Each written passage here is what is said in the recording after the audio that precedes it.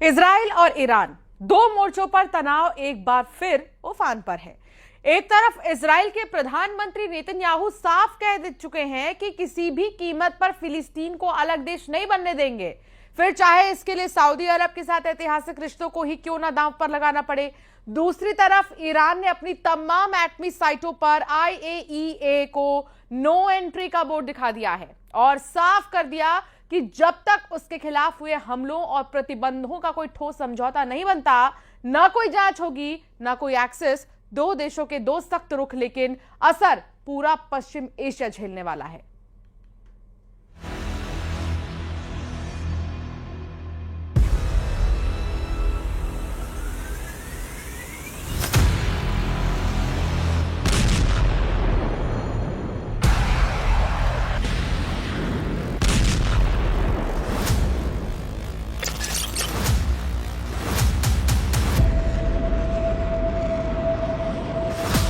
क्या पश्चिम एशिया में फिर उठने वाली है बारूद की आंधी?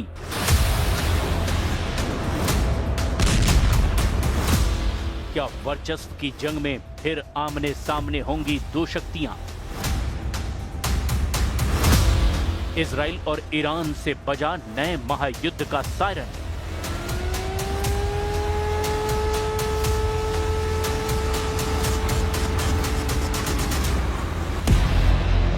ये सिर्फ दस्तावेजों और अखबारों में सिमटी खबर नहीं, बल्कि एक ऐसा ट्रिगर है जिसके दबते ही पश्चिम एशिया एक बार फिर महायुद्ध की आग में झुलस सकता है। क्योंकि जिस तरह के बयान और संकेत दिखाई दे रहे हैं, वो इसी बात की ओर इशारा कर रहे हैं, जरूर कुछ बहुत बड़ा होने जा रहा है।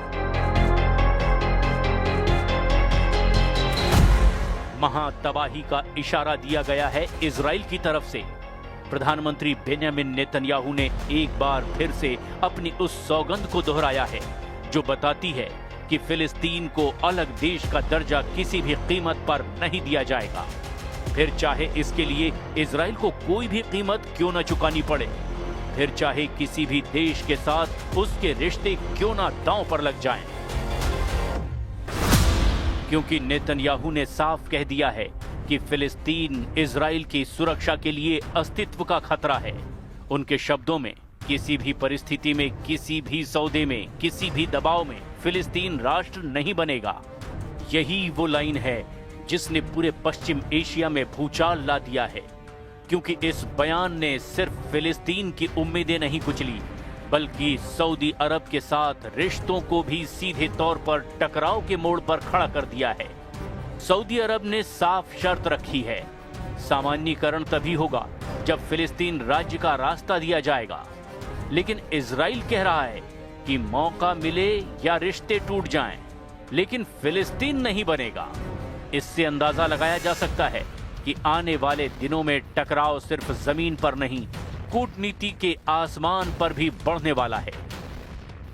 सऊदी अरब ने हाल ही में साफ कर दिया था कि अब्राहम अकॉर्ड में शामिल होने की उसकी इच्छा तभी पूरी होगी जब फिलिस्तीन को एक विश्वसनीय और वास्तविक राज्य बनने का रास्ता दिया जाएगा।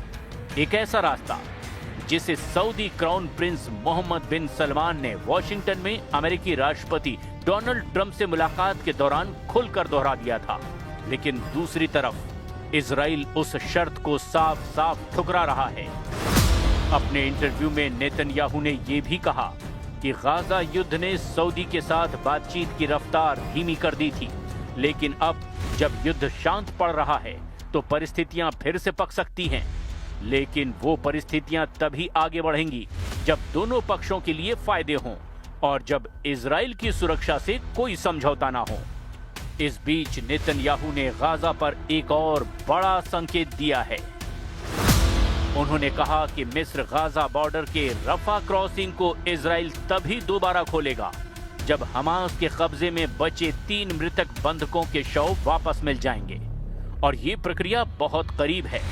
उन्होंने पहली बार ये भी कहा कि वो चाहते हैं कि मिस्र उन गाजा वासियों को बाहर निकलने दे जो मिस्र जाना चाहते हैं, क्योंकि आज तक ये इजाजत नहीं दी गई है। और अमेरिका की 20 पॉइंट प्लान में ये भी सिद्धांत शामिल है कि जो गाजा छोड़ना चाहें उसे छोड़ने दिया जाए। यानी एक तरफ इजराइल फिलिस्तीन के लिए हर दरवाजा बंद कर रहा है और दूसरी तरफ गाजा में बाहर निकलने का नया रास्ता खोलने की कोशिश कर रहा है। यही विरोधाभास, यही आक्रामकता और यही राजनीतिक जिद अब उस बड़े टकराव की ओर इशारा कर रही है जिसकी आहट पूरे पश्चिम एशिया में महसूस की जा रही है।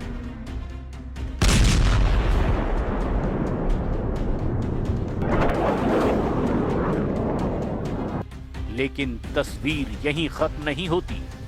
असली बारूद तो इसके आगे छिपा है, क्योंकि जैसे ही रफा क्रॉसिंग खोलने की बात सामने आई, मिस्र और फिलिस्तीनी अथॉरिटी तुरंत इस मुद्दे पर आमने सामने खड़े हो गए। काहिरा में मौजूद फिलिस्तीनी अथॉरिटी का दूतावास लंबे समय से दबाव बना रहा है कि रफा को खोला जाए ताकि मिस्र में फंसे हजारों फिलिस्तीनी अपने घर, अपनी धरती गाजा लौट सकें। लेकिन मिस्र की अपनी एक अलग रेड लाइन है। उसका साफ कहना है गाजा वासियों को मिस्र में शिफ्ट करने की किसी भी कोशिश को वो जनसंख्या विस्थापन मानेगा और ये मिस्र के लिए एक रेड लाइन है जिसे कोई भी पार नहीं कर सकता। यानी इजराइल जिस कदम को मानवीय रास्ता बता रहा है, मिस्र उसे अपनी राष्ट्रीय सुरक्षा और भू राजनीतिक स्थिरता के खिलाफ एक छिपी हुई चाल मान रहा है।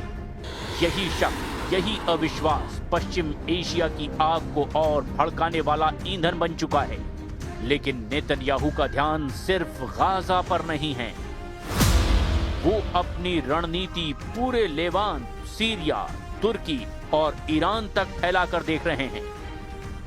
कुछ ही घंटे पहले वो दक्षिण सीरिया में बने आईडीएफ नियंत्रित बफर जोन के एक आर्म्ड आउटपोस्ट का दौरा कर चुके हैं और वहीं से उन्होंने दुनिया को एक और संकेत दिया।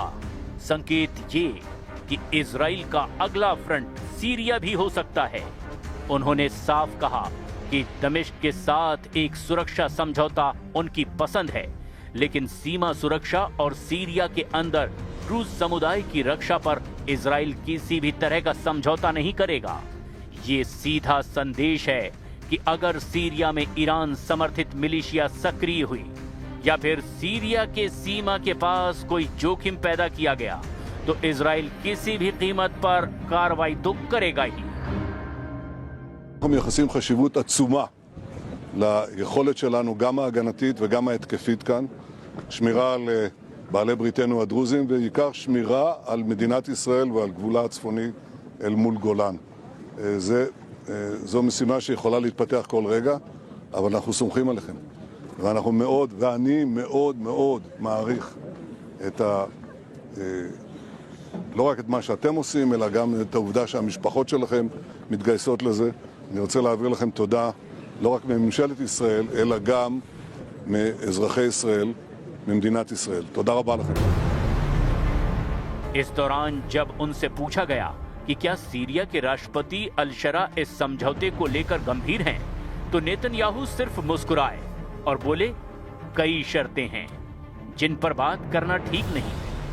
उनका ये जवाब दिखा रहा है कि बैक चैनल में बहुत कुछ चल रहा है, कुछ ऐसा जो सीरिया, इजराइल और अमेरिका के बीच एक नया तनाव क्षेत्र बन सकता है।